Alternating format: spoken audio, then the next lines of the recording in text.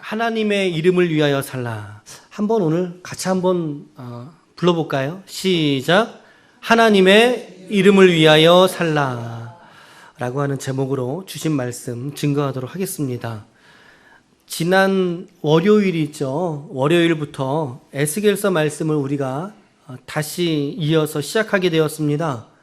작년 여름께 작년 7월 고 어간의 32장까지 1장부터 32장까지 이제 같이 묵상을 했다가 다시 33장부터 지난 월요일 날 시작하게 되었습니다. 에스겔서는 구약의 예언서가 대예언서 그리고 소예언서로 나눠지는데 그 중에서도 대예언서에 속한 내용입니다. 분량이 많다는 뜻입니다. 다른 심오한 의미 때문에 나눈 것이 아니라 분량으로 나눈 거죠. 이사야서가 몇 장까지 있어요? 66장까지 있어요. 예레미야가 52장까지 있단 말이죠. 그리고 오늘 에스겔서는 48장까지 있습니다. 많잖아요. 그래서 대예언서로 분류가 됩니다.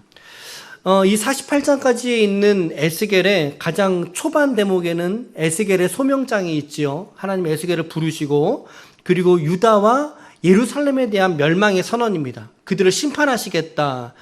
그리고 이제 주변 국가들, 블레셋, 에돔, 그리고 애굽 이런 주변 국가들에 대한 나라들도 하나님이 심판하시겠다라고 하는 말씀이 32장까지입니다. 32장. 그리고 이제 우리가 33장부터 마지막 48장까지의 말씀. 이 대목이 유다와 예루살렘의 회복에 대한 말씀을 하고 있거든요. 33장에서는 여러분들이 지난 주간에 새벽 예배 말씀들 잘 따라오셨다라면 충분히 지금 이해되는 말씀일 거예요. 파수꾼의 사명에 대한 말씀이었죠. 특별히 에스겔에게 하나님이 주신 그 파수꾼의 사명을 다시 재확인시키십니다. 그러니까 구조적으로 보면 심판 이전에 에스겔을 소명하셨고 그리고 회복 이전에 역시 에스겔을 소명하시는 그의 부르심을 확인하시는 하나님의 모습을 볼 수가 있는 거예요. 그리고 34장에 가면 흩어진 하나님의 양들, 이스라엘의 백성들이죠. 그들을 찾으시는 참 목자, 참된 목자가 누구라고 말씀드렸어요? 참된 목자가 누구시겠어요? 우리 구주 예수님, 그렇죠? 예수님이 우리에게 참된 목자, 선한 목자시잖아요. 그런 말씀도 드렸죠. 그리고 35장에 가서 에돔의 심판이 왜 갑자기 등장했다 그랬죠? 예전에 24장에도 보면 에돔을 한번 심판하셨거든요. 근데 35장에 또다시 에돔을 심판하는 본문이 등장을 합니다. 그 이유는 바로 뒤에 있을 예루살렘의 회복과 대조하기 위해서. 그렇죠? 에돔의 조상은 누구예요? 에서입니다. 에서의 남동생이 누구예요? 야곱이죠. 그렇죠? 이 둘의 멸망과 회복을 대조하기 위해서 35장에 에돔의 심판 이야기가 다시 한번 등장을 합니다. 에돔은 심판받지만 그러나 하나님의 선민, 선한 백성이 아니라고 말씀드렸어요. 선민이란 단어가 무슨 뜻이었죠? 택함받은, 선택했다의 선자입니다. 택함받은 이스라엘의 백성들이 하나님의 친백성이 되고 주님의 양이 되어서 하나님이 그들을 회복하실 것이다 라고 하는 말씀이 35장입니다. 그래서 그 회복에 대한 국면이 이제 점점 더 구체화되고 있는데 36장 1절부터 15절 이거 언제 본문이에요? 어저께 말씀이에요. 어저께 말씀. 그 본문에서는 하나님이 이스라엘의 영토, 이스라엘의 산에 대한 회복을 이제 말씀하셨죠. 이스라엘의 산과 맷뿌리들과 맷뿌리가 뭐라 그랬어요? 힐, 언덕이라고 말씀드렸잖아요. 언덕과 시내와 골짜기를 향한 하나님의 회복이 15절까지 이렇게 담겨져 있어요. 온 영토가 회복될 것이다. 그리고 우리가 오늘 읽은 말씀은 16절부터 38절. 이 본문은 이스라엘의 백성들이 이제 회복이 될 것인데 하나님이 그토록 이스라엘을 고쳐주시고 부르시고 구원하시는 그 모든 역사가 결국에는 이스라엘의 어떠함 때문에 구원하지 않으셨다는 걸 말씀하고 있는 거예요. 오늘 말씀의 핵심은 이스라엘이 잘해서 이스라엘이 열심히 구원받으려고 노력해서 그들이 흩어진 땅에서 열심히 신앙생활 잘해서 좋아서 그들을 하나님이 구원하셨다? 아니다 이 말이죠. 그렇지 않다라는 말이에요. 한 가지의 이유와 목적 때문에 하나님이 이스라엘을 구원하셨다 라고 오늘 선언하고 계시는데 그 말씀이 22절입니다. 같이 한번 읽어보겠습니다. 시작.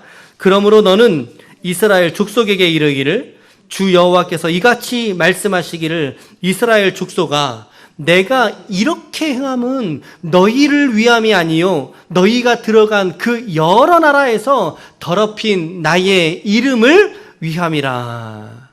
무엇을 위해서라고요? 그렇죠. 하나님의 이름을 위해서. 여러분 이스라엘은 분명히 자신들의 행위에 대한 심판을 받았어요. 국가적인 멸망이라는 이름으로 받았어요. 북이스라엘은 언제 멸망했습니까? BC 722년에 아수르에 의해서 멸망을 당했죠. 그리고 이제 남은 백성이 남유다였는데 남유다는 언제 멸망했어요? BC 586년에 바벨론에 의해서 멸망을 했단 말이죠. 그러니까 이미 국가적인 상황은 멸망으로 이제 황폐하게 된 거란 말이죠. 그래서 바벨론으로 끌려가게 되었고 또 일부는 도망가서 애굽으로 피신하고 또 주변 나라들로 이렇게 흩어져 버린 민족이 되고 맙니다. 이 이스라엘이. 또 일부는 거기에 남아있긴 하지만 그런데 그들이 그렇게 흩어진 나라에서 신실하게 하나님을 신앙생활했다면 얼마나 좋겠어요. 얼마나 좋겠냐는 거죠. 그런데 오늘 성경이 그들에게 뭐라고 고발하고 있는지 아세요? 20절 말씀에 보니까 그들이 이른 바 그 여러 나라에서 이제 그 여러 나라가 어떤 나라인지 아시겠죠?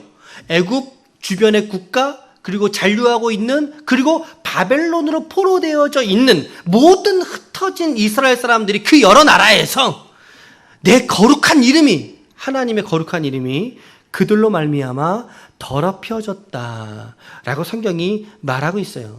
하나님의 이름에 그들이 걸맞지 않은 말과 행동과 삶을 여전히 그들은 동일하게 살아가고 있더라는 거죠. 그렇게 맞았으면 좀 알아들을 만했을 텐데 그렇게 맞았으면 눈치라도 채야 됐을 텐데 전혀 그러지 못하고 여전히 죄를 짓고 여전히 죄 가운데 살아가고 있는 21절 말씀에 그러나 이스라엘 족속이 들어간 그 여러 나라에서 더럽힌 내 거룩한 이름을 내가 아꼈노라 라고 말씀하고 있죠. 새 번역에서는 이렇게 번역하고 있어요. 내 거룩한 이름이 더럽혀지는 것을 그대로 둘 수가 없었다.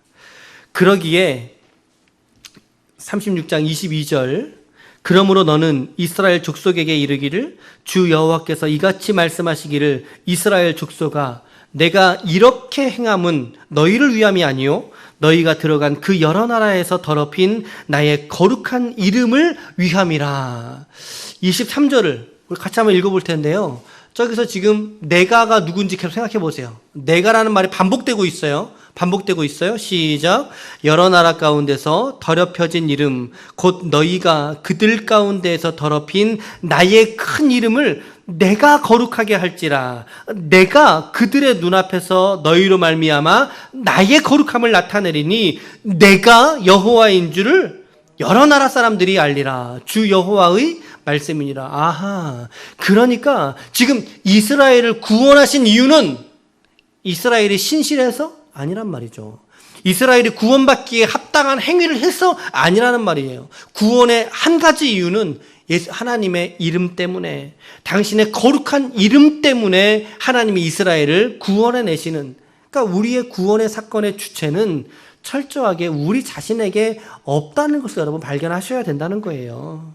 여러분 오늘 하나님께서 저와 여러분들을 구원하신 줄로 믿습니다. 그러나 이 구원의 조건 이 구원의 이유가 단언코 우리 자신에게 있지 않다는 걸 여러분 아셔야 돼요.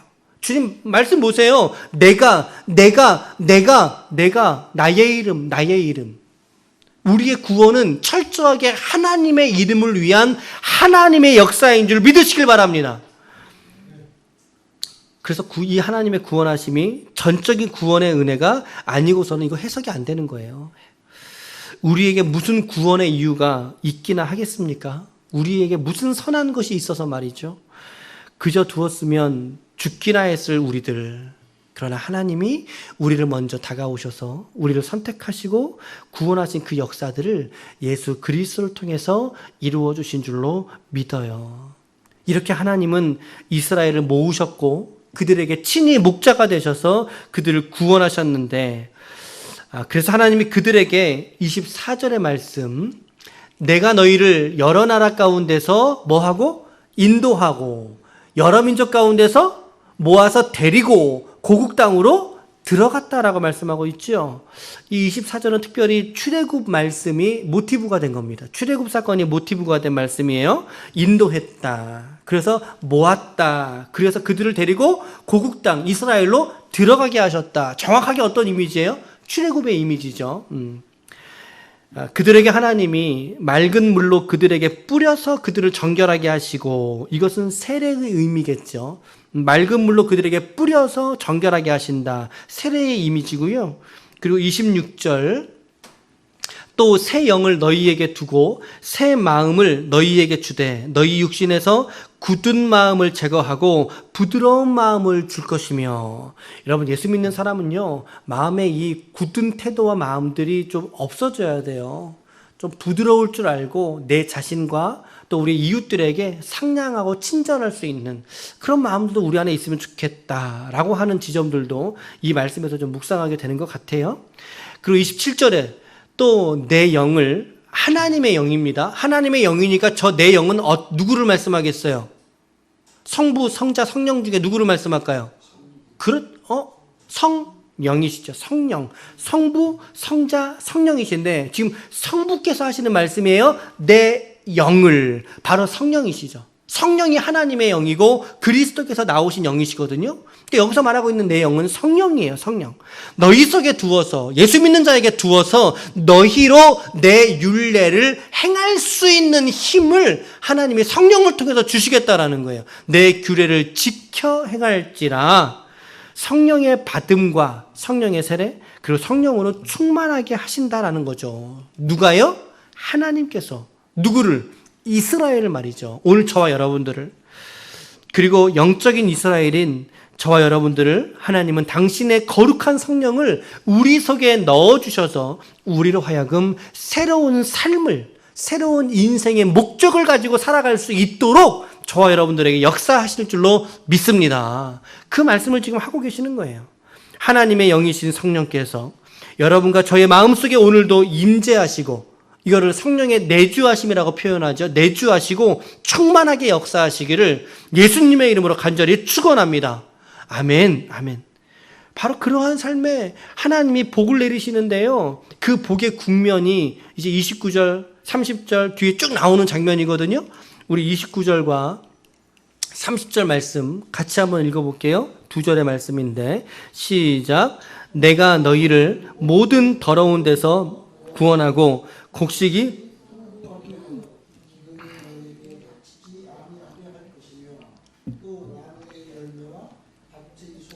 풍성하게 하여 너희가 다시는 기근의 욕을 여러 나라에게 당하지 아니하게 하리니. 아멘. 여러분, 세상에서 경험하게 되는 이 좋은 일들로 하나님이 자신의 백성들에게 이렇게 복을 허락해 주시겠다는 말씀이죠. 충만하게, 기근이 닥치지 않게 풍성한 삶으로 인도하신다라는 거예요. 여러분, 이보다 더 아름다운 약속이 어디에 있겠습니까? 여러분, 저와 여러분들이 이렇게 약속을 받고 또 신뢰할 뿐만 아니라 하나님은 더 나아가서 우리에게 이런 말씀도 더 이어서 주고 계십니다. 37절과 38절 다 같이 시작. 주 여호와께서 이같이 말씀하셨느니라. 그래도 이스라엘 족속이 이같이 자기들에게 이루어 주기를 내게 구하여야 할지라. 내가 그들의 수요를 양떼같이 많아지게 하되, 제사 드릴 양떼 곧 예루살렘이 절기의 양 무리같이 성읍을 사람의 때로 채우리라. 그리한즉 그들이 나를 여호와인 줄 알리라 하셨느니라. 아멘. 여러분, 37절 말씀 잘 보세요. 중간에 그래도 이스라엘 족속이 이같이 자기들에게 이루어 주기를 내게 뭐 하라고요? 구하여야 할지라. 기도하라는 거죠. 이게 어떤 의미일까요? 하나님이 이스라엘에게 지금 복 주신다고 말씀하시잖아요. 그들에게 형통케 하시는 그 일들을 하나님의 마음속에 계획해 놓으셨을지라도 그 계획의 당사자, 수혜자인 하나님의 백성들인 우리들은 뭘 해야 된다는 거예요? 기도해야 된다는 거예요. 어떻게요? 어떻게, 무엇을요? 그 하나님의 복의 약속이 우리의 삶에 이루어질 수 있도록, 그래도 너희가 이 하나님의 일들이 그렇게 이루어지도록 기도해야 된다라고 하는 말씀을 우리에게 허락해 주시는 거죠. 그래도 기도하자. 그래도 기도하자. 38절에 황폐한 성읍을 뭐죠? 그렇죠. 사람의 때로 채우리라. 지금 이스라엘의 예루살렘은요, 세계 3대 종파, 기독교, 유대교, 그리고 이슬람 3대 종파의 성지가 되지 않았습니까? 예루살렘이. 지금도 유대의 절기마다 수많은 인파들이 하나님께 예배드리기 위해서 지금 모여들고 있다는 거죠. 말씀이 이루어져 가고 있다는 것을 우리가 오늘 보게 되는 모습이에요. 우리 오늘 본문의 말씀에서 우리가 어떤 삶을 살아야 될까? 우리 지난 주일에 부활절을 지나지 않았습니까? 이제 예수님의 부활, 그리고 그 생명으로 우리가 살아가는 그리스도인이라면 우리가 반드시 다음에 제시하고 있는 이러한 삶의 모습이 우리 가운데 있어야 된다라고 저는 생각합니다. 오늘 세 가지로 접근해 보겠는데요. 첫 번째는, 같이 한번 읽을까요? 시작. 우리의 삶의 목적, 하나님의 이름을 위한 삶. 그렇죠? 우리의 삶의 목적이 하나님의 이름을 위한 삶이어야 할 줄로 믿습니다.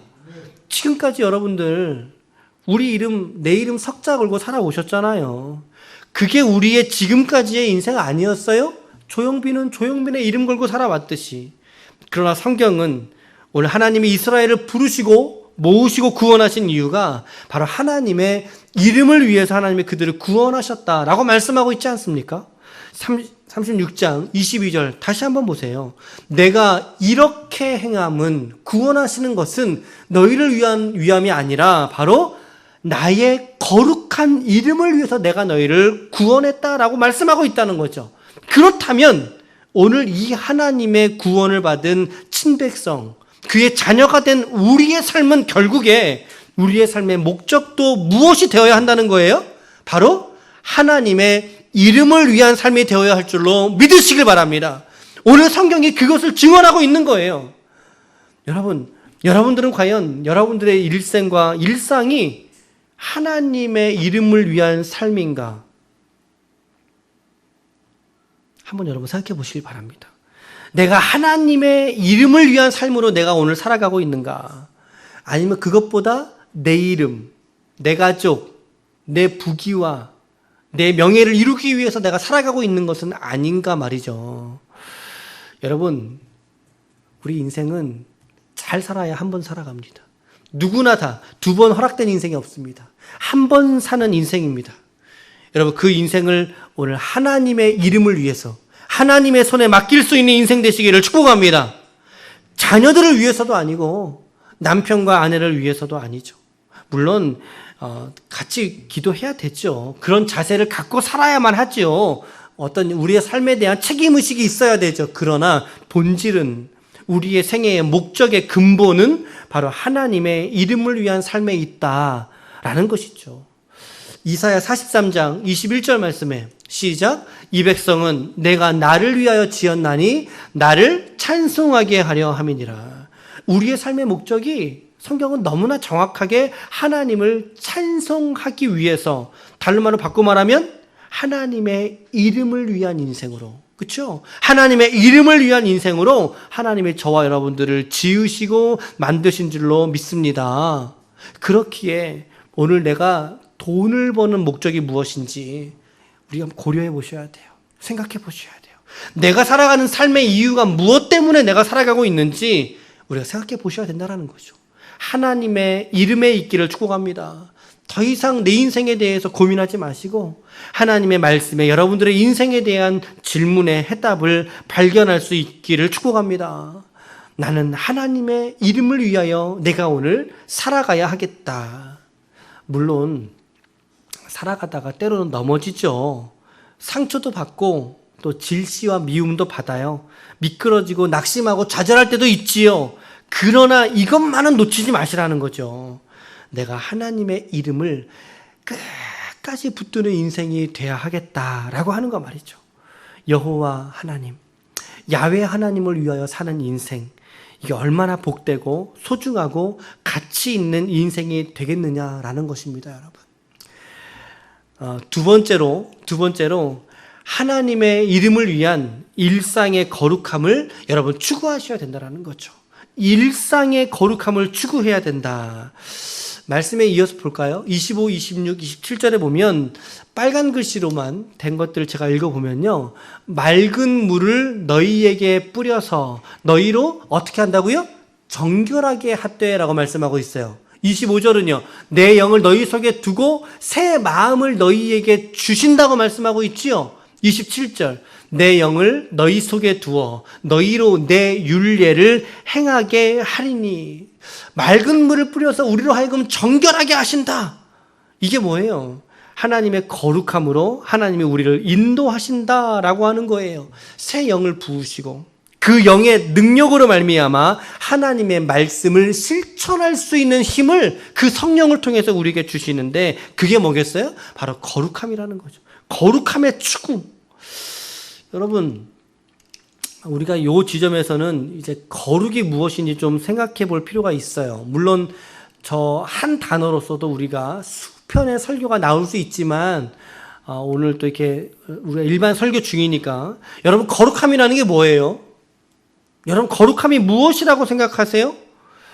우리가 이 거룩함을 거북하게 받아들일 때가 참 많이 있어요. 성경 말씀에 보면 특별히 요한계시록 같은 말씀에 보면요. 하나님의 보좌를 향해서 거룩하다 거룩하다 거룩하다 만군의 주여. 그래서 우리가 이 거룩이라는 단어를 오해하는 사람들이 참 많이 있다는 거죠. 참 많이 있어요. 제가 청년 사역을 좀 할 때 물어보거든요. 얘야 거룩함이 뭐라고 생각하니? 라고 물을 때 그 단어의 의미를 정확하게 지적하는 사람들이 거의 없어요. 여러분들에게도 제가 동일하게 좀 물어보고 싶습니다. 여러분 거룩함이 뭐예요? 그런 생각 해보셨어요? 내가 하나님 저로 하여금 거룩하게 하여 주시옵소서라고 우리가 기도는 하는데 그 거룩함이 무엇인지는 우리가 알고 기도해야 되지 않겠습니까? 그렇죠? 그럼 거룩함이 무엇일까요, 여러분?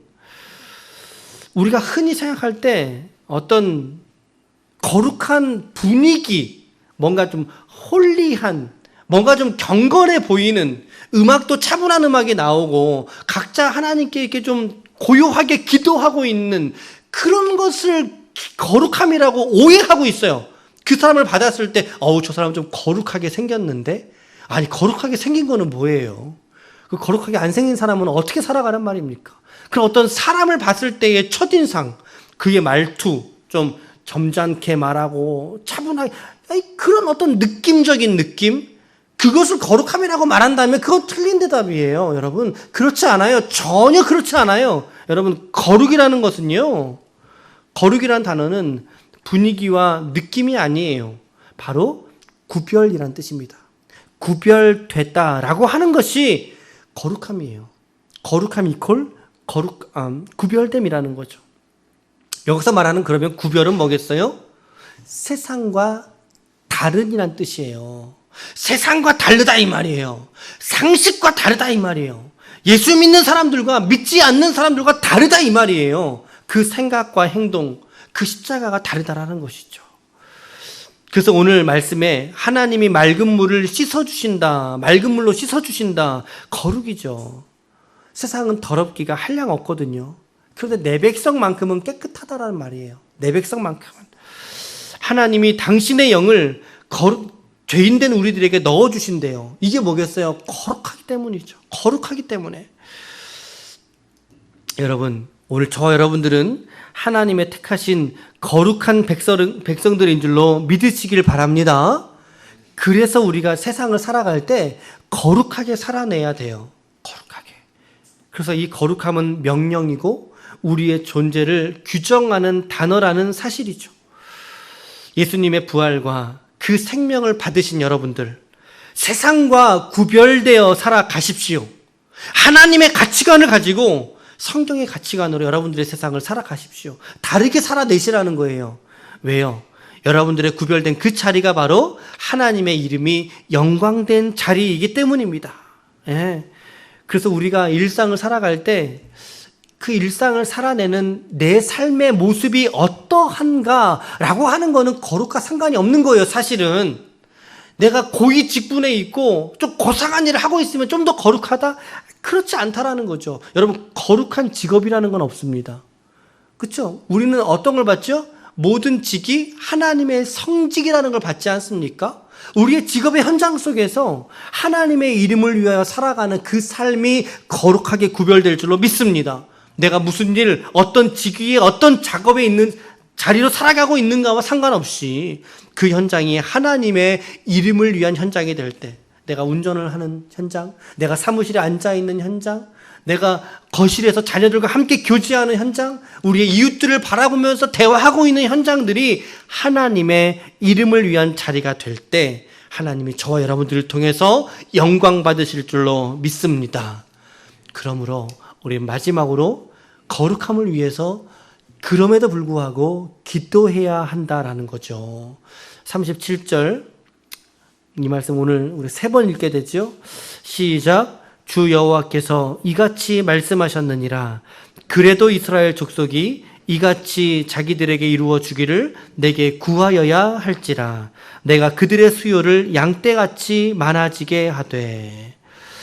여러분, 그래도 이스라엘 족속이 이같이 자기들에게 이루어 주기를 내게 구하여야 할지라. 이 말씀에 별 5개를 쳐놓으세요. 줄을 그어두세요, 여러분. 여러분, 하나님께서 오늘 저와 여러분들에게 형통한 은혜와 풍성한 복을 주실 줄로 믿습니다.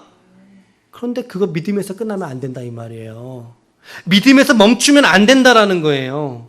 하나님이 주시겠다 그러면 그거 막을 사람이 어디 있어요? 막을 재간이 그 누구도 없을 테지만 하나님이 오늘 이렇게 말씀하시잖아요. 그래도 내가 네게 복을 준다고 약속했을지라도 이스라엘 족속이 이같이 하나님의 풍성한 복의 역사가 자기들에게 이루어지기를 그들이 기도해야 된다라고 하는 거예요. 이거 뒤집어 말하면요, 아무리 풍성한 삶이 우리 앞에 있을지라도 성도가 그 삶을 위해서 구하지 않으면, 기도하지 않으면 하나님이 주시지 않는다라는 말씀이에요. 뒤집어 말한다면, 뒤집어서. 여러분, 하나님의 복을 구하고 그 복을 누리는 인생 되시기를 축복합니다. 그런데 그 복이 전부여서는 안 되죠. 제가 지난 새벽의 시간에 우리에게 가장 큰 복이 무엇이라고 말씀드렸어요?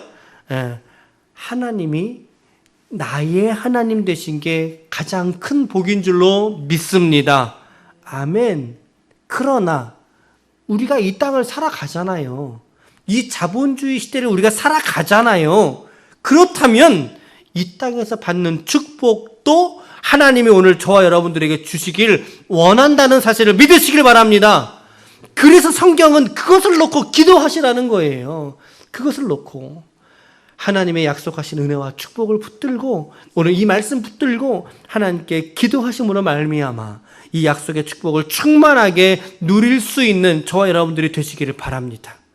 그런데 제가 여러분들의 목회자로서 드리는 권면은 그 여러 기도 중에 가장 복된 단 하나의 기도를 뽑는다면 그것은 물질을 위한 기도도 아닐 것이요, 건강을 위한 기도도 아닐 것입니다.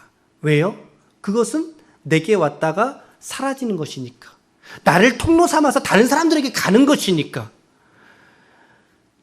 내 영혼이 세상과 구별되는 거룩한 삶으로 내 영혼이 구별되는 것, 그것이 가장 고귀하고 가장 소중한 기도라는 것을 오늘 이 말씀 앞에 있는 저와 여러분들은 결코 잊지 마시기를 축복합니다. 아멘. 우리의 범사에 복을 위해서 기도할지라도 가장 중요한 이 기도 빼먹지 말라 이 말이에요. 하나님, 내가 하나님 앞에 가장 거룩한 한 사람이 되고 싶어요. 내 생애가 깨끗하게 구별된 다른 삶을 살아가는 그 인생 되고 싶어요 라고 하는 기도를 놓치지 마시라는 거죠. 오늘 여러분들은 하나님 앞에 기도하고 계십니까? 하늘의 하나님께 기도하는 인생이십니까? 그렇다면 오늘 내가 무엇을 기도하고 있는가? 내가 무엇을 기도하고 있습니까? 삶의 문제를 놓고 기도해야죠. 막힌 담을 뚫어낼 수 있는 닫힌 문을 열어내는 기도하셔야죠. 병든 육체를 위해서 기도해야죠. 내 자식을 위해서 내가 기도하지 않으면 누가 기도해 주겠습니까? 당연히 기도해야죠. 그러나 하나님은 여러분들의 모든 문제와 상황 속에서 역사하시고 인도하시는 분이십니다. 오늘 좋은 것으로 여러분들의 생애를 채우시겠다라고 약속해 주셨습니다. 그래도 이스라엘 족속이 이같이 자기들에게 이루어지기를 내게 구하여야 할지라. 이 기도의 깊은 심연 속에서 오늘 여러분들이 세상과 구별되는 거룩한 삶이 되시기를, 오늘도 기도하시는 하나님의 귀한 교회들이 모두 되시기를 예수 그리스도의 이름으로 간절히 축원합니다. 축원합니다. 아멘. 아멘.